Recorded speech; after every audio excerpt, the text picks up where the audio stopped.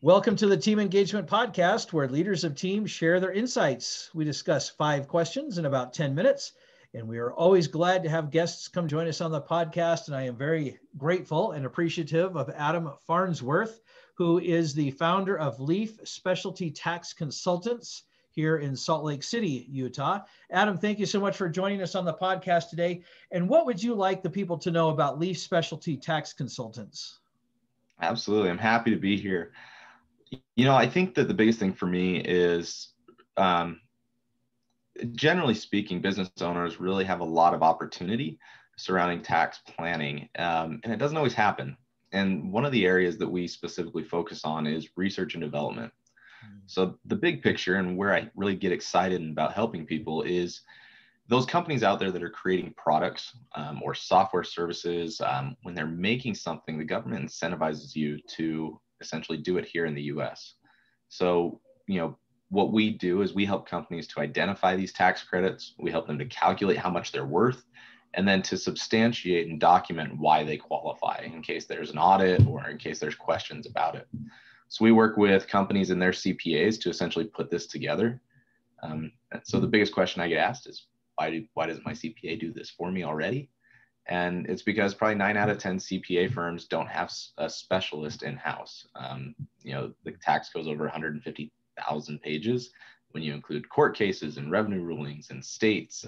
So we just want to be there to help people. And so my job is to help to educate business owners on the opportunities for savings.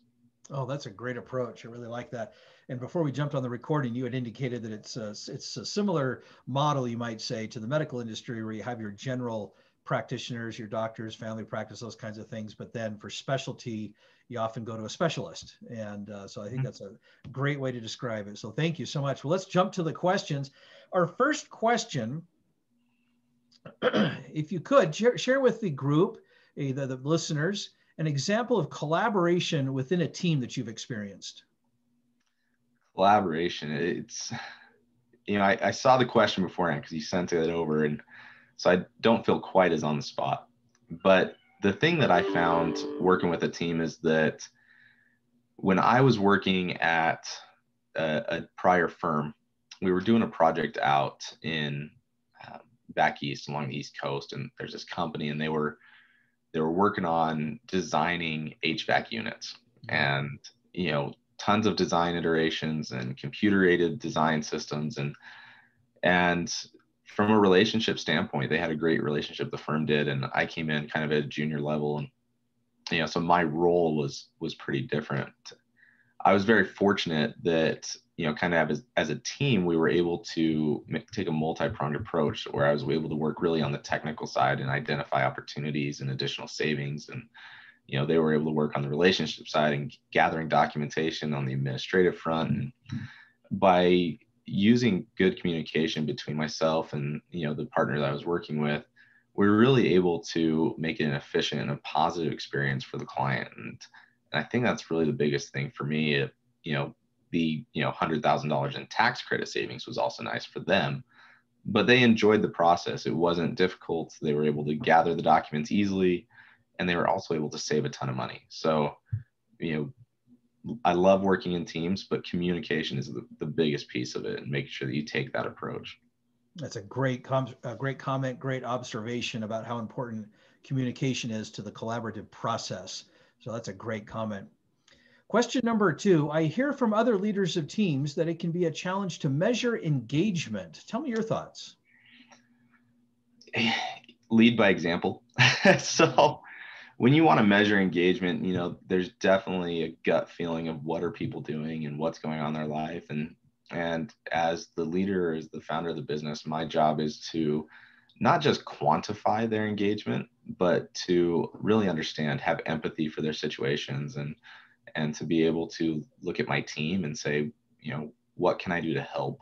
And I think that if we lead by example, we show our engagement, and, when we're on, we're not sitting on our cell phones. We're not social media. We're not taking time off. But when we're here at work, we're grinding, we're getting things done. It's a culture that we can set.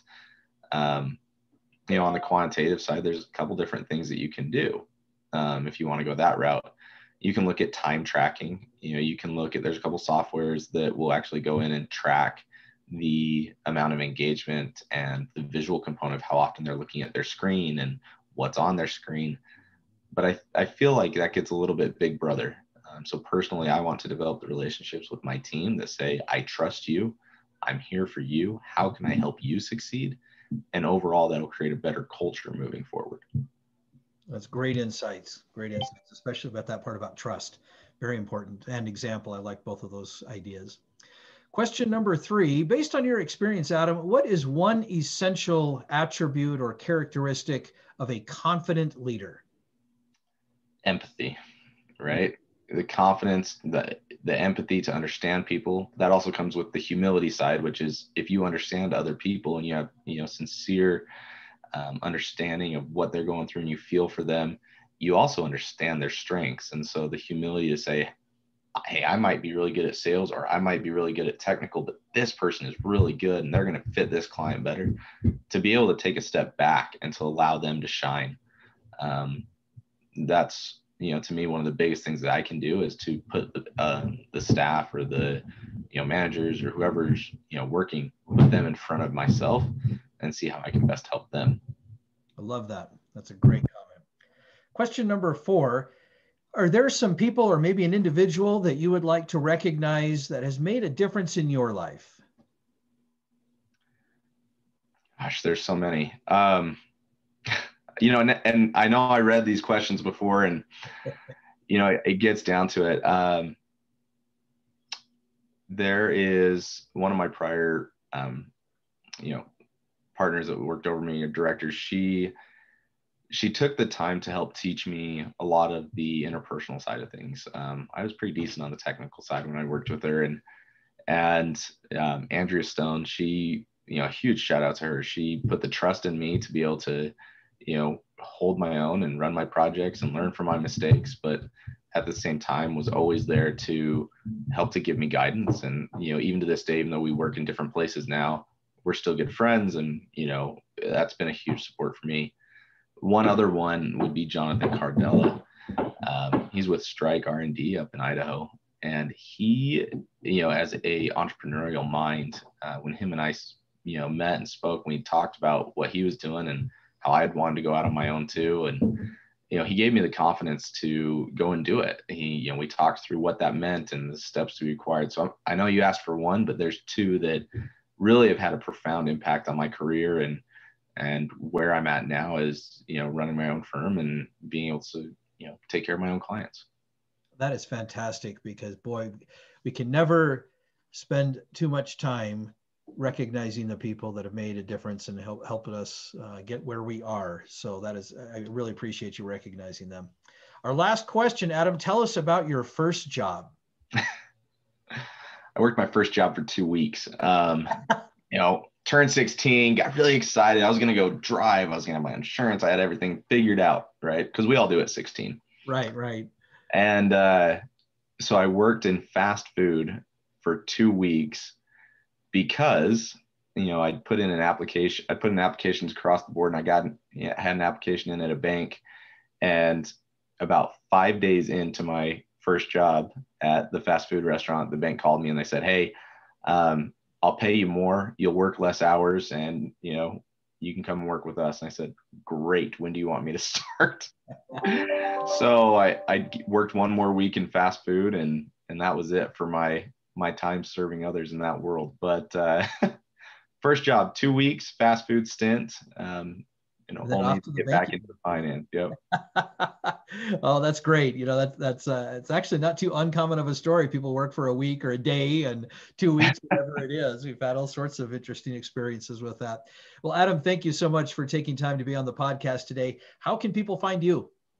Yeah, so absolutely go to our website, leaftaxconsultants.com, or you're always welcome to call the office line, 801-893-6887.